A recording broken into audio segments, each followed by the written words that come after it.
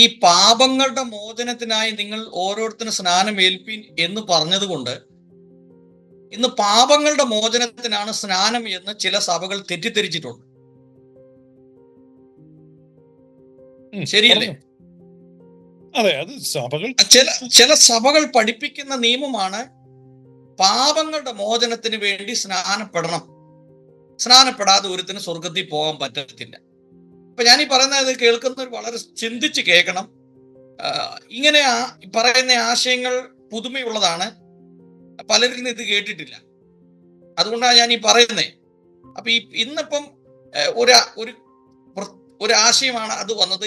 എന്ത് പാപമാണ് അവർ ചെയ്തത്? അതൊരു ക്വസ്റ്റ്യൻ ആണ്, അത് ഭയങ്കര ക്വസ്റ്റ്യൻ ആണ്.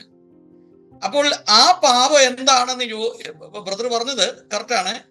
അപ്പോൾ എന്നാൽ ഇന്നും ചില സഭകൾ ഞങ്ങൾ പാപത്തിൽ നിന്ന് മോചനം പ്രാപിക്കാൻ സ്നാനപ്പെടണം എന്ന് പഠിപ്പിക്കുകയും വിശ്വസിക്കുകയും ചെയ്യുന്ന ഒരു സമൂഹമുണ്ട്. അപ്പം ഞാൻ ചോദിക്കുന്നത്, അപ്പൊ ഈ ഒരു വാക്യത്തിൽ നിന്നായിരിക്കും ഈ സഭകളെല്ലാം ഇതിങ്ങനെ പിന്തുടരുന്നത് അല്ലേ? അതെ. ഈ പാപമോചനത്തിന് മാമോദിസ എന്നുള്ള നിക്കാ വിശ്വാസ പ്രമാണത്തിലെ കൺഫെഷനാണ്. പാപമോചനത്തിന് മാമോദിസ ഒന്ന് മാത്രമേ ഉള്ളൂ എന്ന് ഞങ്ങൾ ഏറ്റുപറഞ്ഞു. പാപമോചനത്തിനുള്ള ഒരേ ഒരു മാർഗം മാമോദിസയാണ് എന്നാണ് ഈ നിക്ക AD 325 കൗൺസിലിൽ കൂടിയിട്ട് ഉണ്ടായ കൺഫെഷനാണ്. നിക്ക കോൺസ്റ്റാന്റിനോപ്പിൾ ക്രീഡിൽ പറയുന്നത് പാപമോചനത്തിന് മാമോദിസ. അപ്പൊ അതാണിപ്പോ യാക്കോബായ സഭ ഏറ്റുപറയുന്ന വിശ്വാസ പ്രമാണത്തിൽ അങ്ങനെയാണ്. പാപമോചനത്തിന് മാമോദിസ ഒന്ന് മാത്രമേ. അപ്പൊ എന്താണ് ഈ പാപമോചനം എന്ന് നമ്മൾ മനസ്സിലാക്കണം. പാപത്തിന്റെ ശക്തിയോ ന്യായപ്രമാണം. പാപത്തിന്റെ ശമ്പളം മരണം, പാപത്തിന്റെ ശക്തിയോ ന്യായപ്രമാണം. അപ്പൊ പാപത്തിന്റെ ശക്തിയായ ന്യായപ്രമാണത്തിന്റെ കീഴിൽ നിന്ന് മോചനമാണ് ഈ സ്നാനത്തിലൂടെ സംഭവിക്കുന്നത്. ഇപ്പൊ ന്യായപ്രമാണത്തിന്റെ കീഴിൽ നിന്ന യഹൂദനെ ന്യായപ്രമാണത്തിന്റെ കീഴിൽ നിന്ന് മോചിപ്പിച്ചു ഈ ക്രിസ്ത്യൻ കമ്മ്യൂണിറ്റിയിൽ കൃപയുടെ കീഴിലേക്ക് കൊണ്ടുവന്നു. കാരണം ന്യായപ്രമാണം മോശ മുഖാന്തരം വന്നു, കൃപയും സത്യവും യേശുക്രിസ്തു മുഖാന്തരം വന്നു.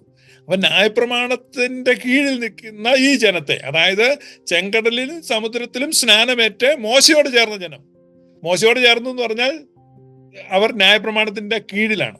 അപ്പൊ ന്യായപ്രമാണത്തിന്റെ കീഴിൽ നിന്ന് അവരെ അവിടെ നിന്ന് മാറ്റി അടുത്ത സ്നാനം യേശുക്രിസ്തുവിനോട് ചേരുവാനാണ്. അവർ യേശുക്രിസ്തുവിനോട് ചേരുമ്പോൾ എന്തായിത്തീരുന്നു? കൃപയുടെ കീഴിലേക്ക് വരുന്നു.